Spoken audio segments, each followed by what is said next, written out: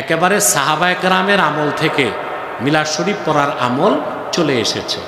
অতএব সাহাবায়ে কেরাম ১৫০০ বছর আগে মিলাদ শরীফ পড়তেন, তাবিনগুন পড়তেন, তাবুত তাবিনগুন পড়তেন, আউলিয়া কেরাম পড়েছেন, আমরাও পড়ি। এই অর্থে তো প্রচলিত মিলাদ শরীফ।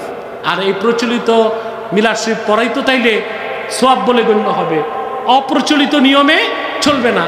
আর মিলাদ শরীফের যে কিয়াম, এটাকে আমরা জনপুর ও ফুরফুরা মুস্তাহাব মুস্তাহসান বলি। পড়লে সওয়াব, না করলে গুনাহ নাই। তবে কেউ যদি না বুঝে বেদাত শিরক বলে, সে গোমরাহ এবং ফিতনাবাজ।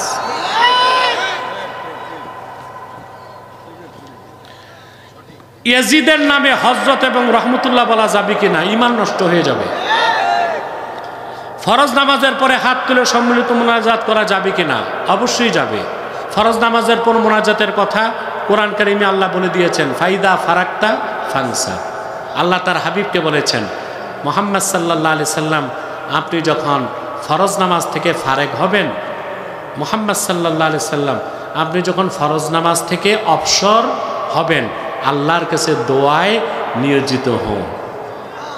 তারপর ফরজ নামাজের পর দোয়ার পক্ষে অসংখ্য হাদিস আছে।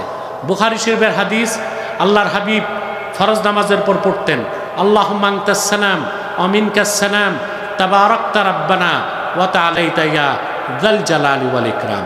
বুখারীতে এই হাদিস এসেছে। মুসলিমের হাদিস, হযরত সাওবান বর্ণনা করছেন, আসর নামাজের পর দেখতাম আল্লাহর হাবিব পড়তেন, লা ইলাহা ইল্লাল্লাহু ওয়াহদাহু লা শারীকা লাহু লাহুল মুলকু ওয়া লাহুল হামদ ইউহয়ী ওয়া ইউমীত ওয়া হুয়া আলা কুল্লি শাইইন কাদির আল্লাহুম্মা লা মানিআ লিমা আ'তাইতা ওয়া লা মু'তিয়া লিমা মানা'তা ওয়া লা ইয়ানফা'ু যাল জাদ্দি মিনকাল জাদ। মুসলিম শরীফের হাদিস। তিরমিজির হাদিস, ফরজ নামাজের পর দোয়ার পক্ষে সাহাবায়ে কেরাম জিজ্ঞেস করেছেন, আইয়ুদ দুআই আসমা, ইয়া রাসূলুল্লাহ, কখন দোয়া কবুল হয় দ্রুত? আল্লাহর হাবিব বলেছেন, জওফাল লাইলিল আখির ও দুবুরাস সালাওয়াতিল মাকতুবাত, অর্থাৎ গভীর রাতের শেষে আর প্রত্যেক ফরজ নামাজের পর দোয়া করলেই আল্লাহ দোয়া কবুল করেন। এখন প্রশ্ন হচ্ছে, দোয়া তো পাইলাম, হাত তুলব কি না? দোয়ার আদবই হচ্ছে হাত তোলা। আল্লাহর হাবিব বলেছেন, ইযা সাআলতুমুল্লাহ ফাসআলুহু বিবুতুনি আকুফিকুম, যখন আল্লাহর কাছে কিছু চাও তো দুই হাতের তালু পেতে চাও। ইবনে কাসিরে এসেছে, আব্দুল্লাহ বিন আব্বাস বলেছেন, আল মাসআলাতু আন তারফা ইয়াদাইকা হাজওয়া মানকিবাক, তুমি তোমার দুই হাত দোয়াতে তোমার স্কন্দ পর্যন্ত উঠাবা, এটাই দোয়ার আদাব, এটাই মাসআলা। অতএব নামাজের পর যেহেতু দোয়া আছে, আদব হিসেবে দোয়াতে হাত তোলাও আছে। এখন যেই কাজ এককভাবে করা সওয়াব, ওটা সম্মিলিত করলেই বেদাত হয় নাকি? এটা কোনো নিয়ম হলো? এককভাবে যে কাজ করা সওয়াব, সম্মিলিতভাবে সেটা করা সওয়াব, যদি ফরজ ওয়াজিব জরুরি মনে না করে। এখন আমাদের দেশে কেউ সম্মিলিত মুনাজাত যে মসজিদে হয়, ২-৪টা মুসল্লি উঠে গেলে কেউ কি ধমক দিবে? তো এই সম্মিলিতটাকে তো জরুরি মনে করতেছে না। অতএব এককভাবে যেহেতু হাত তুলে দোয়া করা সুন্নাহ, সম্মিলিতভাবেই সুন্নাহ বলে সাব্যস্ত হবে। আর সম্মিলিত মুনাজাতের ব্যাপারেও আল বেদায়ে নেহায়াতে হাদিস এসেছে এবং মাজমাউ জাওয়ায়েদে হাদিস এসেছে, অসংখ্য সহিহ হাদিস আছে।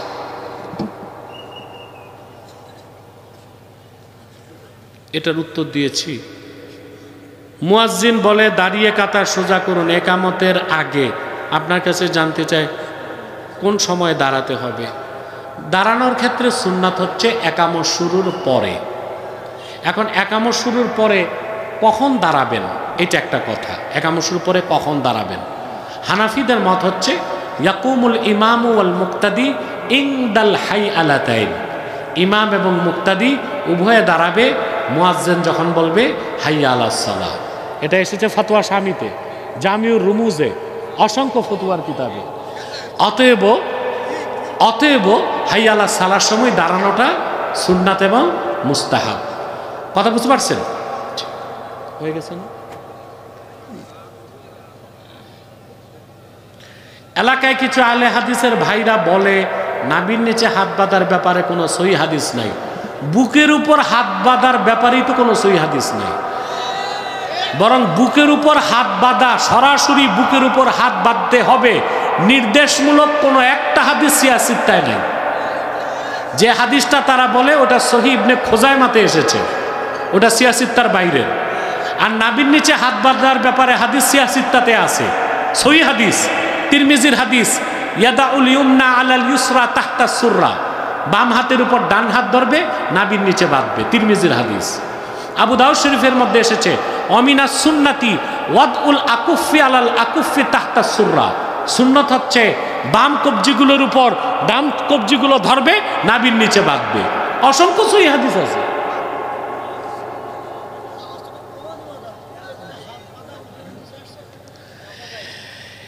কেন উপরে নিচে আসছে? এখানে এখানে হাত বাঁধার উপরে নিচে কেন আসছে, এইখানেই তো আপনি উত্তরটা পেয়ে যাবেন। মহিলাদের জন্য উপরে, পুরুষদের জন্য নাভির নিচে। মহিলারা যদি বুকে হাত বাঁধে তাদের পর্দাটা আরো সুসংহত হয়, আর পুরুষরা যদি বুকে হাত বাঁধে অহংকার প্রকাশ পায়, নাভির নিচে হাত বাঁধলে তাদের বিনয় আরো প্রকাশ পায়। এটা হচ্ছে হিকমত। লামাজাবি ভাইরা কোথায় কি ফিট করবে এটার খুঁজে পাচ্ছে না, এই জন্য মহিলারাও উপরে বাঁধে, পুরুষরাও উপরে বাঁধে। মৃত ব্যক্তির নামে ইসালে সওয়াব বা সওয়াব রেসানি করা মানুষকে খাওয়ানো যাবে কিনা? ফরজ ওয়াজিব মনে করা যাবে না, নফল কাজ মনে করে করা যাবে। রাব্বানা যালামনা আনফুসানা ওয়া ইল্লাম তাগফির লানা ওয়া তারহামনা লানাকুনান্না মিনাল খাসিরিন।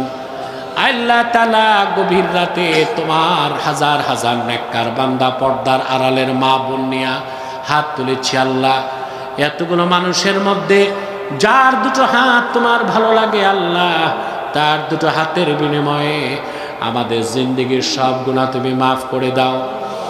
হৃদয়ের গভীর থেকে দোয়া করি আল্লাহ, তোমার আখিরি নবী নূর নবীজি আমার মুহাম্মদ